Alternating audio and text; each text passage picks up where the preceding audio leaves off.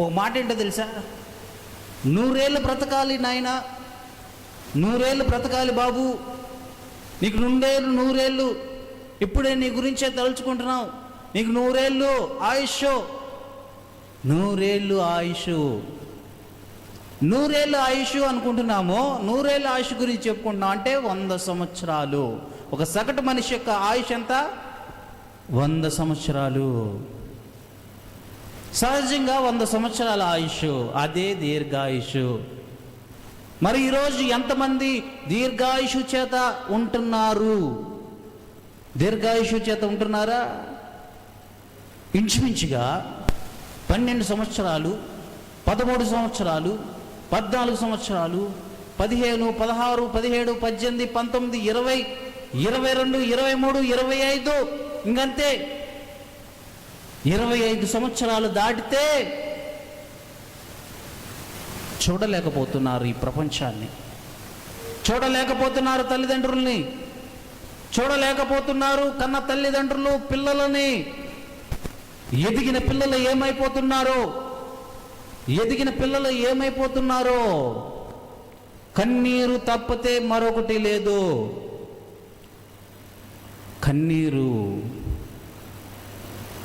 అరే అల్లారి ముద్దుగా పెంచుకున్నాడే, అల్లారి ముద్దుగా సాగాడే, అల్లారి ముద్దుగా పెంచుకున్నాడే, చాలా మంచిగా చూసుకున్నారే ఆ బిడ్డని. అరే యవ్వన ప్రాయంలోకి వచ్చేసరికి, చేతికి అందే వయసుకు వచ్చేసరికి, 25 ఏళ్ల వయసు వచ్చేసరికి ఏమైపోయాడో ఆ కొడుకు, ఏమైపోయింది ఆ కూతురు? అర్ధాంతరంగా చనిపోయింది, అర్ధాంతరంగా కాలం చేయబడింది, అర్ధాంతరంగా ఊరు వేసుకొని చనిపోయింది, అర్ధాంతరంగా పురుగుల మందు తాగి చనిపోయింది, అర్ధాంతరంగా రకరకాలైనటువంటి దుష్ట శక్తుల చేత ప్రేరేపింపబడి తన జీవితాన్ని మత్తు పానీయాలకి బానిసగా చేసుకొని తన జీవితం అంతా కూడా ఏమైపోయిందంటే చీకటిలోకి మార్చబడింది. దాని ద్వారా తనకు ఉన్నటువంటి ఆరోగ్యం అంతా క్షీణించిపోయి, తన ఆరోగ్యం అంతా క్షీణించిపోయి, కుళ్ళి కుషించి నశించిపోయి, బక్క చిక్కిపోయి, అస్థిపంజరలాగా మారిపోయి, ఆ కూతురు, ఆ బిడ్డ, ఆ కొడుకు, ఆ తల్లిదండ్రులు కళ్ళ ముందు కనిపిస్తుంటే ఎంతో భవిష్యత్తున్న వీడు ఇలా ఎలా మార్చబడ్డాడు? దీర్ఘాయుషు ఏది? 100 ఏళ్ళు బ్రతకాలి. చాలా మంది తల్లిదండ్రులు అంటే మా ఆయుష్ కూడా పోసుకొని బ్రతుకు నాయనా, మా ఆయుష్ కూడా నువ్వు పోసుకొని బ్రతుకో. ఏమిటి? ఆయన ఆయుష్ కూడా పోసుకొని ఈయన బ్రతకాలి. ప్రతి తల్లిదండ్రులు అనుకునేది అదే. మా ఆయుష్ కూడా పోసుకొని నా కొడుకు బ్రతకాలండి, మేము 10 సంవత్సరాలు బ్రతికితే చాలు, మా వాడు 100 సంవత్సరాలు బ్రతకాలనుకుంటాడు. అరే తల్లిదండ్రులకి నీ ఆయుష్ మీద ఎంత ప్రేమ ఉంది, ఎంత ఆలోచన ఉంది, ఎంత ముందు చూపు ఉంది, మరి నీకేమవుతుంది? ఈరోజు ప్రశ్న. నేను తరచు చాలా పోస్టర్లు చూస్తూ ఉంటాను. రోడ్ల మీద వెళ్తున్నప్పుడు రోడ్ల మీద పెద్ద పెద్ద ఫ్లెక్సీలు వేస్తూ ఉంటారు. యవ్వన బిడ్డలు, యూత్.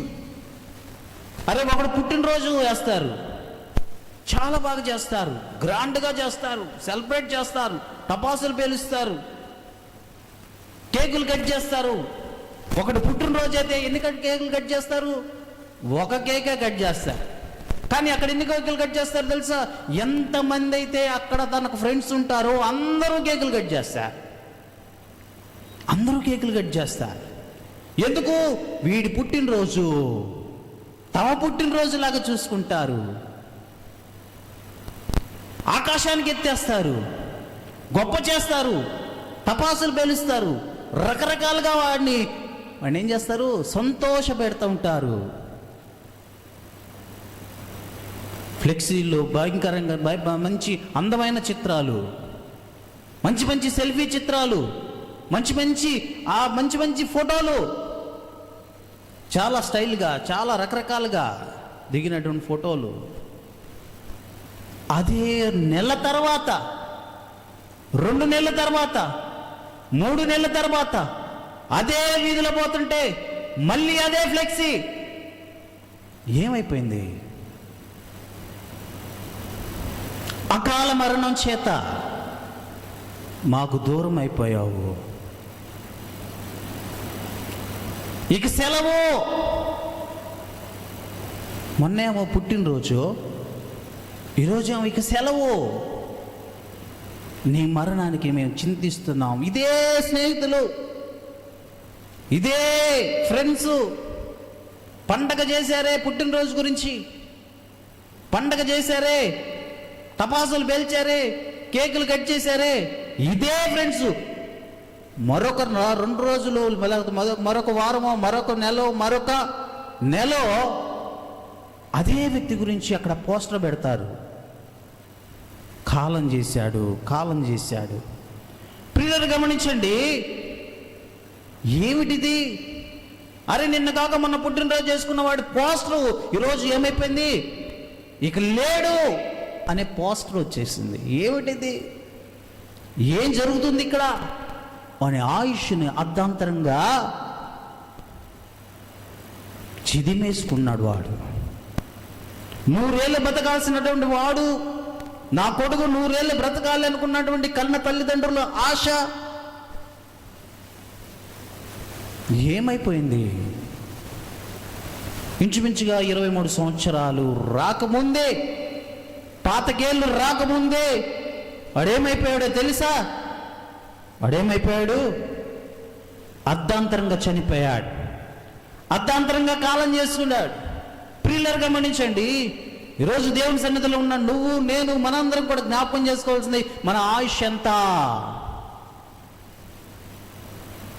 నువ్వు దీర్ఘాయుష్యవంతుడుగా బ్రతకాలంటే దేవుడు ఏం చెప్పాడో తెలుసా? ఏం చెప్పాడు చూడండి. నీ దేవుడైన యెహోవా నీకు అనుగ్రహించిన దేశంలో, ఈ దేశంలో నువ్వు బ్రతకాలంటే, ఈ భూమి మీద నువ్వు బ్రతకాలంటే, ఈ 6 నేల మీద నువ్వు బ్రతకాలంటే నువ్వేం చేయాలి చూడండి. నీవు దీర్ఘాయుష్యవంతుడు అవునట్లు నీ తండ్రిని, నీ తల్లిని సన్మానింపు. ఏం చేయాలట? సన్మానించాలి. ఈరోజు యవ్వన బిడ్డలు ఎంతమంది సన్మానిస్తున్నారు చెప్పండి? తల్లిదండ్రులను గౌరవించేటువంటి వారు ఎంతమంది ఉన్నారు? తల్లిదండ్రులను లెక్క చేసేటువంటి వారు ఎంతమంది ఉన్నారు? తల్లిదండ్రులను హేళనగా మాట్లాడేవారు, అవమానకరంగా మాట్లాడేవారు, కించపరిచేలాగా మాట్లాడేవారు, ఏం సంపాదించి పెట్టావు మాకు అనేవారు ఎంతమంది లేరు? ఈరోజు పిల్లలు గమనించండి, అటు వారందరూ కూడా జ్ఞాపకం చేసుకోవాల్సి ఉందంటే, నీ తల్లిదండ్రులను నువ్వు గౌరవించాలి, నీ తల్లిదండ్రులను సన్మానించాలి, నీ తల్లిదండ్రుల పట్ల కృతజ్ఞత కలిగి ఉండాలి. నీ జన్మకు కారకులైనటువంటి వారు మామూలు వ్యక్తులు కాదు. నువ్వు జన్మించావంటే వారు ఉంటేనే నువ్వు జన్మించావు. నీ జన్మ నిన్ను కన్ని, పెంచి, పోషించి, పెద్దవాడిని చేసి, చదివించి, ఉద్యోగాలు తెచ్చి, అన్నీ ఇచ్చిన తర్వాత, రెక్కలు వచ్చిన తర్వాత ఎగిరిపోతే కుదరదు. వారి బాధ్యత నువ్వు తీసుకోవాలి. నీ బాధ్యత తీసుకున్నారు కదా, చిన్న వయసులో నీ బాధ్యత తీసుకున్నారు కదా, చిన్న వయసులో నిన్ను అల్లారబద్దుగా పెంచుకున్నారు కదా, వరే 1, 2 శుభ్రం చేశారు కదా, స్నానం చేయించారు కదా, మంచిగా పరిశుభ్రంగా చేశారు కదా. 1 కాదు, 2 కాదు, ఇంచుమించు 25 సంవత్సరాలు నేను పెంచి పోషిస్తే, నేను ఒక ఇంటి వాడిని చేస్తే ఏమైపోతుంది? ఆ తండ్రికి సంబంధం లేదు, ఆ కొడుక్కి సంబంధం లేదు, ఆ తల్లికి సంబంధం లేదు, వారెవరో నాకు తెలీదు అన్నట్టుగా ఉంటుంటారు. ఎందుకు? అర్ధాంతరంగా. ఈ రోజుల్లో చాలామంది చిన్న కుమారుడి సామెతలాగా ఉన్నారు. చిన్న కుమారుడి జీవితం ఎలాగైతే ఉందో అలాగే ఈరోజు చాలామంది స్థితి అలాగే ఉంది. తల్లిదండ్రులు యవ్వన ప్రాయం రాగానే తల్లిదండ్రులను వదిలేసి ఎక్కడికో వెళ్ళిపోతుంటారు. ఎక్కడికో దూర ప్రాంతానికి ఎక్కడికో వెళ్ళిపోతుంటారు. మేము ఉద్యోగం అని వెళ్తుంటారు, వ్యాపారం అని వెళ్తుంటారు, ఏమో చేయాలని వెళ్తుంటారు. అర్ధాంతరంగా చావు కబురు ఇంటికి వస్తుంది. ఎక్కడికి వెళ్ళాడండి? ఉద్యోగానికి వెళ్ళాడు. ఎక్కడికి వెళ్ళాడండి? వ్యాపారానికి వెళ్ళాడు. ఎక్కడికి వెళ్ళాడండి? ఎక్కడికో వెళ్ళాడు. బతుకు తెరువు నిమిత్తం వెళ్ళిపోయాడండి. రెక్కలు వచ్చినాయండి, ఎగిరిపోయాడండి. ఎగిరిపోయిన వాడు మళ్ళీ తిరిగి రాలేదండి. ఎలా తిరిగి వచ్చాడో తెలుసా? జీవోత్సవంలాగా ఇంటికి తిరిగి వచ్చినటువంటి ఆ తల్లిదండ్రుల పరిస్థితి ఎలా ఉంటుంది ఆలోచించండి. ఆలోచిస్తున్నారా? తల్లిదండ్రులని గౌరవించకపోవటాన్ని బట్టి నీ ఆయుష్ని ఏమైపోతుంది? తగ్గించబడుతుంది. అనేక సంవత్సరాలు బ్రతకాల్సిన నీ ఆయుష్ నీ తల్లిదండ్రుల కారణంగా, అంటే నీ తల్లిదండ్రులను గౌరవించకపోవటానికి కారణంగా నీ ఆయుష్ని దేవుడు తగ్గిస్తున్నాడు. నువ్వు దీర్ఘాయుష్యంతుడుగా బ్రతకాలి అంటే ఒకటే గుర్తుపెట్టుకోవాలి, నీ తల్లిదండ్రులు గౌరవించాలి. ప్రియులను గమనించండి, ఏమి విత్తుతామో అదే పంట కోస్తాము. ఏమి విత్తుతామో అదే పంట కోస్తాము. ఈరోజు తల్లిదండ్రులు గౌరవించకుండా చేదరించుకొని అవమానకరంగా మాట్లాడుతూ, ఏం సాధించావు, ఏం సంపాదించావు, ఇల్లు కట్టావా, గూడు కట్టావా, అది తెచ్చావా, ఇది తెచ్చావా, ఏం చేశావు మాకు అనేవాళ్ళు లేకపోలేదు. ఈరోజు నిన్ను కని పెంచి పోషించి, ఉన్నా లేకపోయినా, తిన్నా తినకపోయినా కష్టపడి చెమటోర్చి నిన్ను కాపాడుకుంటూ వచ్చారే, అది చాలదా? నిన్ను ఇంతటి వాడిని చేశారే, అది చాలదా? ఏం కావాలి? నీ ఆయుష్ని అర్ధాంతరంగా నువ్వు తీసుకొని నీ చేతులారా నువ్వే తగ్గించుకుంటున్నావు. ప్రియులను గమనించండి, జాగ్రత్త.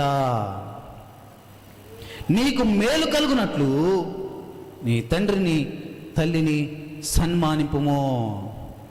మేలు కలుగునట్టు, ఒకటి దీర్ఘాయుష్వంతుడు అవునట్లు నువ్వేం చేయాలి? నీ తల్లిదండ్రులను సన్మానింపాలి. అంతేకాదు కానీ నీకు మేలు రావాలంటే తల్లిదండ్రులను సన్మానింపాలి.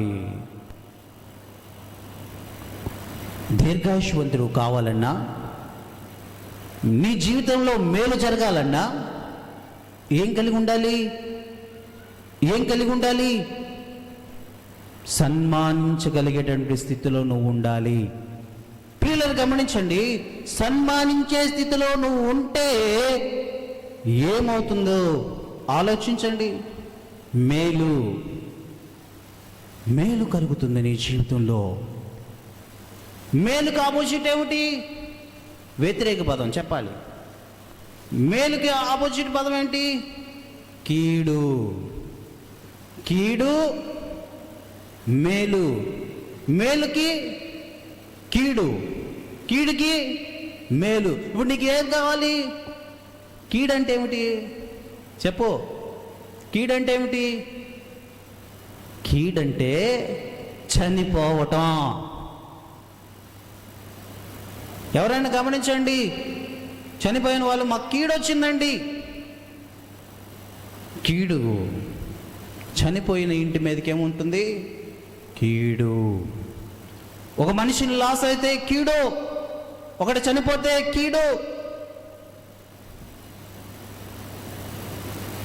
కీడు కావాలా? మేలు కావాలా? మేలు చేత మనం ఏం చేయాలి? తృప్తి నొందాలి. హల్లెలూయా. మేలు చేత తృప్తి నొందాలి. మేలు చేత నువ్వు తృప్తి పొందాలంటే నీ జీవితంలో ప్రతిదీ నీకు మేలే జరగాలి. ఉద్యోగంలో మేలే జరగాలి, వ్యాపారంలో మేలే జరగాలి, చదువుల్లో మేలే జరగాలి, ప్రతి విషయంలో నీకు మేలే జరగాలి. మేలు మేలు మేలు మేలు జరిగితేనే నువ్వు బాగుంటావు. కీడు జరిగితే అర్ధాంతరంగా చనిపోతావు. నీ కుటుంబం ఏమైపోతుందో, తల్లిదండ్రులు ఏమైపోతారో, నీ మీద కన్న కళ్ళలన్నీ కూడా ఏమైపోతాయో ఆలోచించు. కేవలం తల్లిదండ్రులని సన్మానించకపోవటం వల్ల, తల్లిదండ్రులని గౌరవించకపోవటం వల్ల నీ మీదకి ఏమొస్తుందంట? కీడొస్తుందంట. నువ్వు గనక సన్మానిస్తే నీ ఆయుష్ పెంచబడుతుంది, నీకు మేలు కలుగుతుంది. హల్లెలూయా. కనుక ప్రియులను గమనించండి, అలాంటి జీవితం నువ్వు కలిగి ఉండాలి. అలాంటి జీవితం నువ్వు కలిగి లేకపోతే